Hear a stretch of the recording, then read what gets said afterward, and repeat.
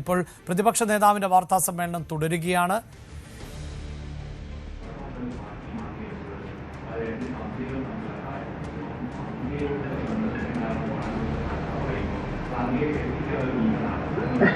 ഇതൊക്കെ എല്ലാവർക്കും അറിയാവുന്ന കാര്യമല്ലേ? നിങ്ങളത് വ്യക്തമായി പറഞ്ഞു എന്ന് മാത്രമേ ഉള്ളൂ. എങ്ങനെയെങ്കിലും എന്നിലേക്ക് എത്തിക്കാനാകുമോ എന്നാണല്ലോ പലരും നോക്കുന്നത്. എന്നോട് അത്രമാത്രം താല്പര്യമാണല്ലോ എല്ലാവർക്കും. അഥവാ തന്നെ വരട്ടെ എന്നെല്ലാം നമ്മൾ കണ്ടിരിക്കുന്നു.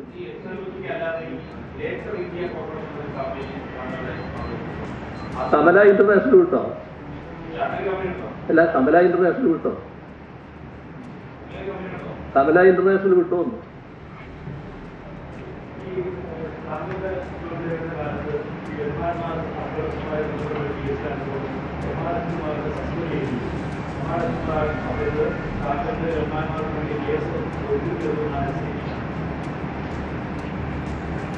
ആ കാര്യത്തില് സാധാരണ നില വിട്ടുള്ള പല കാര്യങ്ങളും കാണുന്നുണ്ട്. എന്റെ ഒരു മുഖ്യമന്ത്രി എന്ന പരിചയത്തിൽ പറഞ്ഞാൽ സാധാരണ നില വിട്ടിട്ടുള്ള നടപടിക്രമങ്ങൾ അതിൽ കാണുന്നുണ്ട്. പക്ഷെ ഇപ്പൊ ഞാൻ അതിനെക്കുറിച്ച് പരസ്യമായി പ്രതികരിക്കുന്നില്ല. പിന്നെ വേണമെങ്കിൽ പറയാം. അതാണ് ഞാൻ പറഞ്ഞത്. സാധാരണ നില വിട്ടുള്ള ചില നടപടികൾ ഗവൺമെന്റിന്റെ ഭാഗത്ത് കാണുന്നുണ്ട്. ഇപ്പൊ ഞാൻ അതിനെ പരസ്യമായി അതിനെക്കുറിച്ച് പരസ്യമായി പറയുന്നില്ല. വേണമെങ്കിൽ നമുക്ക് പിന്നീട് പറയാം, കുറച്ച് നാൾ കഴിഞ്ഞിട്ട്. ഞാൻ കാണുന്ന ചില പ്രശ്നങ്ങളുണ്ടെന്നാണ്. പ്രശ്നങ്ങളുണ്ട് എന്ന് പറയുന്നത് എങ്ങനെ? അജിത് കുമാറിന്റെ ഭാഗത്ത് പ്രശ്നങ്ങളുണ്ടെന്നല്ല, ഗവൺമെന്റ് സ്വീകരിച്ച നടപടികളുടെ ഭാഗത്ത് ചില പ്രശ്നങ്ങൾ ഞാൻ കാണുന്നുണ്ട്. എന്നുവെച്ചാൽ അതെല്ലാം വലിയ താല്പര്യത്തോടെ അതിനെ പിന്താങ്ങാൻ രംഗത്ത് വന്നിട്ടുണ്ടല്ലോ. ആ നിലയല്ല എനിക്ക് ആ കാര്യത്തിലുള്ളത്.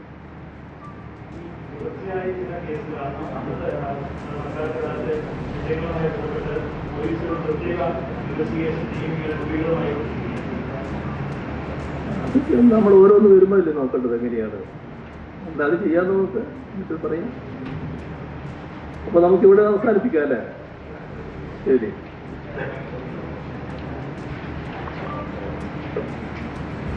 വാർത്താ സമ്മേളനം സമാപിച്ചിരിക്കുന്നു. പ്രത്യേകിച്ച് ശശിധരൻ കർത്തയുടെ മൊഴി എന്ന തരത്തിലുള്ള വിവരങ്ങൾ ഇപ്പോൾ പുറത്തുവരുന്ന പശ്ചാത്തലം കൂടിയുണ്ട്. അത് വീണയ്ക്കും അതോടൊപ്പം തന്നെ പിണറായി വിജയനും എതിരെ എന്ന നിലയിൽ തന്നെയാണ്. പിണറായി വിജയനുമായി ഉള്ള അടുപ്പത്തിന്റെ പേരിൽ ആണ് എക്സാലോജിക്കിന് കരാർ നൽകിയത് എന്ന് ശശിധരൻ കർത്ത മൊഴി നൽകി എന്ന തരത്തിലുള്ള റിപ്പോർട്ടുകൾ ആണ് ഇപ്പോൾ പുറത്തുവരുന്നത്. എന്നാൽ അതൊക്കെ മാധ്യമ സൃഷ്ടി എന്നാണ് ഇപ്പോൾ പിണറായി വിജയൻ പറയുന്നത്. കൂടുതൽ വാർത്തകൾക്ക് News 18 Keralam YouTube channel subscribe ചെയ്യുക.